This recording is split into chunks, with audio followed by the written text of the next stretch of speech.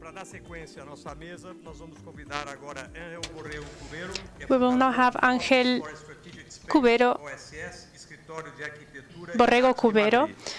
Nós tivemos o privilégio de já ter tido o Ángel aqui esse ano no Brasil, onde ele veio exibir o documentário que ele dirigiu, The Competition. Além disso, o Ángel lidera a pesquisa em Sanche, Pumping Up Housing, programa de revitalização massiva de moradia na Espanha. Ángel, por favor.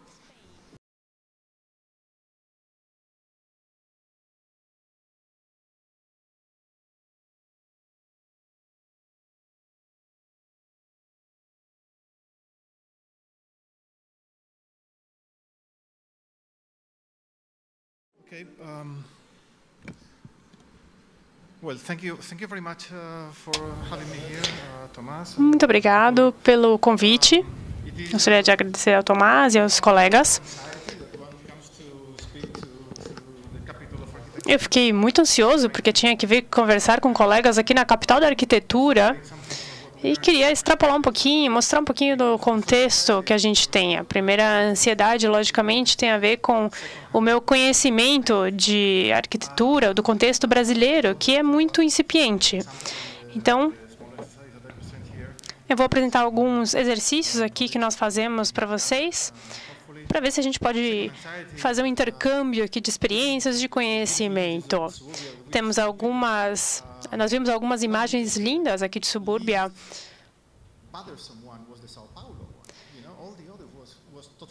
E a maioria das imagens não era muito boa, exceto no caso de São Paulo. Em São Paulo tinham imagens um pouco melhores. Bom, o meu contexto é europeu e um pouquinho latino-americano. Eu estudei, aliás, americano, eu estudei em Madrid e depois em Princeton. São sociedades um pouco corruptas do seu próprio jeito, digamos assim, às vezes de forma um pouco escondida, e às vezes as coisas vêm à superfície, não é verdade? Enfim, esse não é meu motivo principal de ansiedade. Eu estava um pouco mais preocupado com outras coisas. Eu queria mostrar para vocês um pouco de como a gente trabalha mais na Europa. Essa é uma imagem que eu não tinha antes, que eu, aliás, acabei de incluir na minha apresentação, porque é uma coisa muito recente.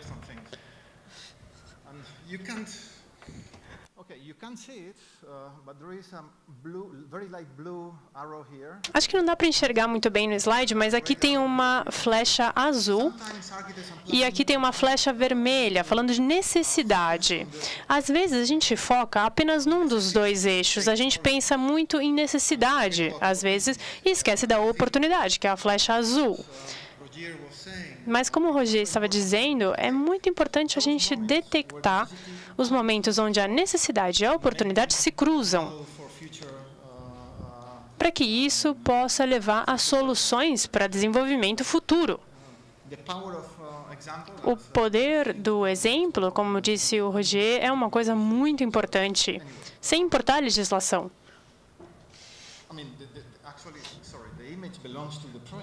Bem, a imagem é do projeto, como eu estava dizendo, e é bastante recente. O projeto do que eu gostaria de conversar um pouquinho mais é o Pump Up Housing. Aqui temos uma versão possível do que a gente quer ter de moradia na Espanha. Eu acho que é bastante semelhante ao que existe na maioria dos países da Europa. A nossa marca particular é esse tipo de edifícios de mais ou menos 4, 5 andares. Basicamente, não há elevadores. Tem um estilo um pouco mais dos anos 70 ou 80. Naquela época não havia muitos elevadores, a gente não tinha essa prática. Bom, aqui nós temos os descendentes dos arquitetos, os grandes arquitetos de muitos mercados, como, por exemplo, o Brasil, trabalhando nesse tipo de projeto. A gente tenta puxar um ou outro elemento de cada estilo. Aqui, por exemplo, nós temos o tipo de habitação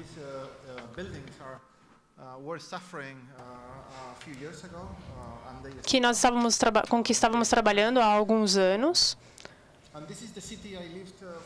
E essa é a cidade onde eu morei mais ou menos uns 10 anos.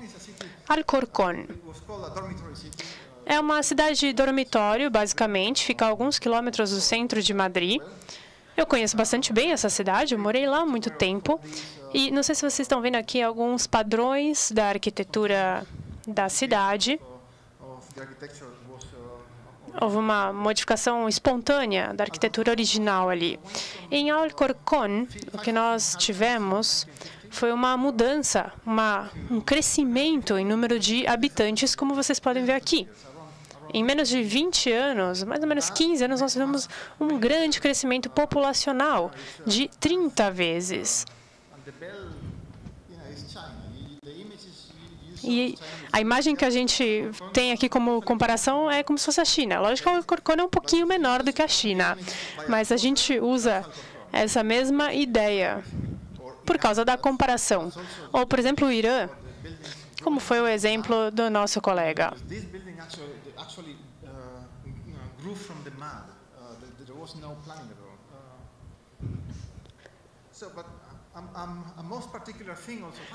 Outra coisa interessante que aconteceu aqui, naquela época, no caso das unidades de habitação típicas, foi que elas passaram a outro tipo de tamanho. A gente tinha, por exemplo, tamanhos para uma família completa, uma família inteira, e passou a ser de 3, 4 membros a praticamente 5, 6 ou mais pessoas. Em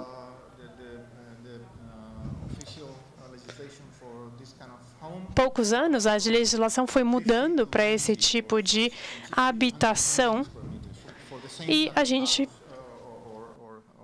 passou a ver tamanhos de, por exemplo, 60 para 120 metros quadrados nos apartamentos. Isso é uma coisa fantástica que nós verificamos. Se fizermos o cálculo pelo tamanho típico de um cidadão espanhol, nos anos 90, é realmente um coeficiente parecido. Então, imaginem, por exemplo, os burocratas ali trabalhando no ministério, dizendo, bem, os espanhóis têm um tamanho aumentado agora, então vamos fazer uma casa um pouco maior para que eles caibam corretamente. Aqui está meu pai e aqui estou eu, basicamente. É exato em todos os aspectos. Bem, com esses, uma vez que eu mostrei para vocês esses pequenos contextos, e não vou mostrar todos, porque não tenho muito tempo, eu quero passar para esse elemento. ITE, que é a Inspeção Técnica de Edifícios, é a legislação que a gente tinha no passado para fazer reabilitação dos edifícios. Algumas instituições trabalham mais com essas regras, porque trabalham mais com as bases dos edifícios, mas é basicamente um instrumento para promover a construção. É basicamente uma coisa econômica. No caso dos edifícios que caíram depois dessa legislação aparecer, foi grande. Muita gente diz que não houve um efeito na qualidade dos edifícios, mas, de fato, houve um efeito em como as pessoas se sentiram. Elas passaram a querer trabalhar para manter melhor, para renovar a sua moradia. A gente quis ir além, a gente quis melhorar esse tipo de inspeção e criou a certificação energética para todos os edifícios.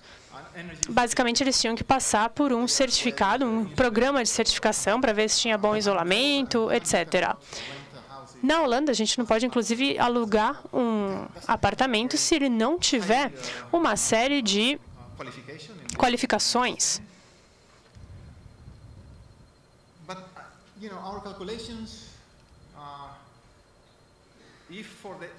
Nos nossos cálculos, o trabalho principal no ITE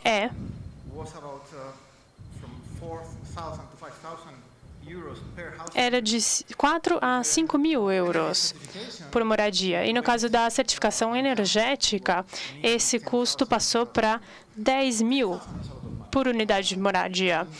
que é um número muito alto. Na minha impressão, essa nova legislação é uma forma de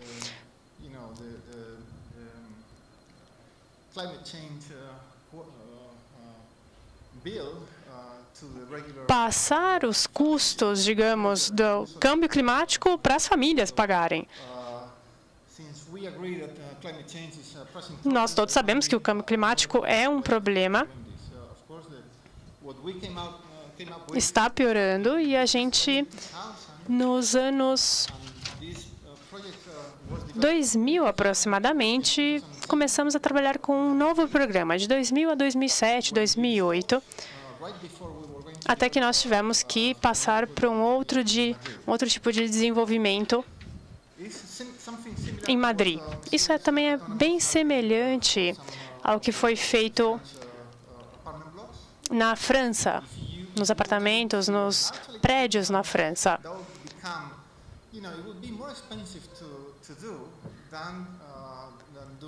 Mas ficaria mais caro implementar esse programa totalmente do que fazer uma pequena reabilitação nos edifícios.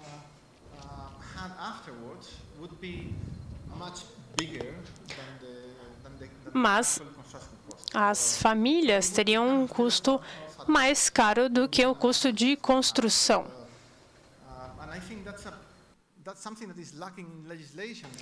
Isso é uma coisa da qual a gente ainda depende de uma legislação um pouco melhor, para que as famílias proprietárias não sofram com essa carga, com esse custo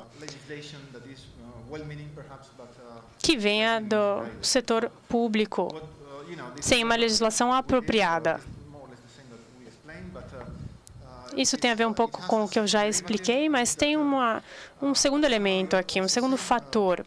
Como um dos colegas também já disse,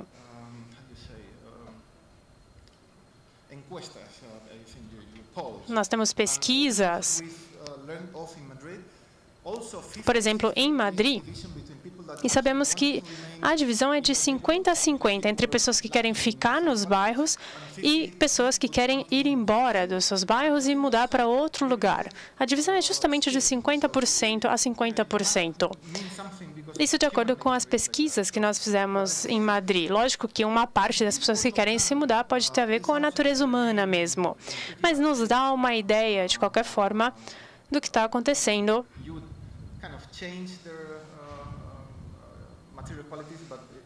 e de como nós podemos modificar a cidade. Fizemos outros estudos interessantes sobre o custo de metro quadrado em cada unidade de moradia. Isso nos deu algumas conclusões. Esses são todos os apartamentos que estavam em venda num dia específico em pequenos bairros. Então, aqui, por exemplo, temos o índice, aqui está o número de metros quadrados e aqui o custo por metro quadrado. Vemos como as pequenas casas são mais caras, logicamente o preço cai quando a gente passa a casas maiores, mas depois ele volta a subir. E o ponto é que as casas que têm 50, 60 metros quadrados são para uma pessoa, são para um casal com filhos. Mas esses normalmente já vão para casas de mais de 80 metros quadrados. Então, essas casas já têm uma demanda um pouquinho menor. Logicamente, há muitas delas, porque elas foram edificadas em massa há alguns anos. Então, haveria um argumento aqui para transportar todos esses metros quadrados para cá ou para cá.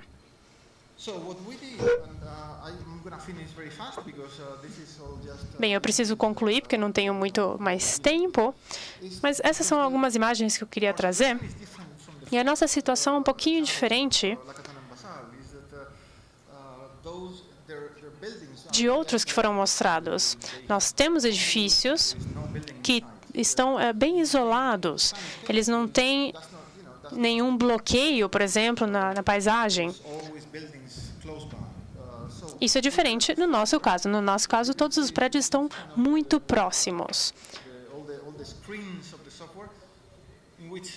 Essas são capturas de tela para vocês terem uma ideia de como funciona o nosso programa. A gente faz um plano Acho que eu apertei um botão errado. Bem, como dizia,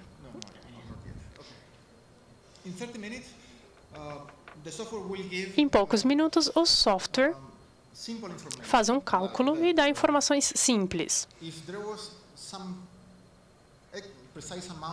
Então, por exemplo, se tivesse uma quantidade X de casas daquele tipo, como ia ser o bairro, como ia ficar a rua, como seria aquela estrutura, se aquilo seria viável ou não. Ele dá imagens também, como vocês veem aqui, para as pessoas poderem discutir um pouco. Esse é o software, eu vou passar mais rapidamente por aqui. Você coloca, por exemplo, o endereço, ele encontra a imagem e é feito o desenho dos edifícios dessa forma. Você diz ao software onde você quer o edifício, o número de andares que você quer em cada um. Você coloca toda essa informação no software, contexto, latitude, clima, tipo de paisagem, de vista, localização do sol, e, através disso, você recebe mais informações. Depois coloca número de quartos, informação técnica, escala. E foi desenvolvida uma ferramenta bastante interessante que analisa as vistas de qualquer tipo de janela. Então, você consegue saber onde você olha para conseguir ver o céu sem ter que virar a cabeça, digamos, para que a gente possa desenhar as janelas ideais para todas as direções. Aqui temos algumas seções específicas para essas linhas. Dá para passar por isso em todos os edifícios. Há outras opções diferentes, as diferentes vistas. E essa parte também é importante porque nos dá um panorama geral de qual seria o custo, de quanta energia seria gasta naquela nova moradia, se é mais ou menos do que se gastaria na casa anterior. E dá uma ideia da pegada de carbono que aquilo pode vir a ter. Acho que isso seria tudo. Então, bem, a ferramenta realmente é como se fosse uma ferramenta de negociação. Ela não vai substituir, lógico, o trabalho de um arquiteto, mas ela facilita, é uma coisa bastante útil para você conseguir negociar, mostrar possíveis benefícios e consequências. Às vezes é mais fácil utilizar isso do que ter que trabalhar com um arquiteto especificamente para alguma coisa não tão complicada. E nesses últimos segundos eu queria mostrar aqui do ano 2000, aliás, do ano 1000 ao ano 2000, quanto a gente tem de vista do céu numa rua típica de Madrid. Um arquiteto começou a desenhar isso daqui, e a gente começou a ver booms aqui e reduções.